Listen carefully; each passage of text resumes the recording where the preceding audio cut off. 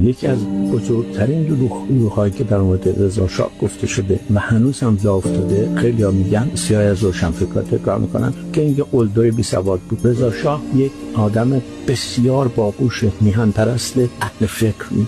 رضا شاه روزی 17 ساعت کار میکرد. بی‌سواد نبود، سواد داشت، کاملا هم میخوند و خیلی هم میخوند.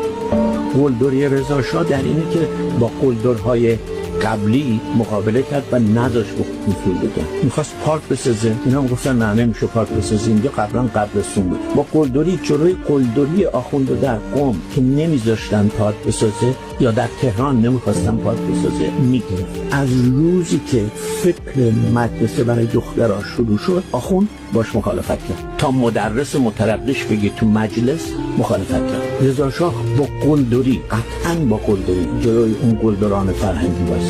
گفت دختر حق مدرسه داره. واقعاً رضا شاه دامن شد. آخوند حق دخالت در سیاست نداره. رضا شاه با اسلام مخالف نبود. رضا شاه با آخوندیسم مخالف.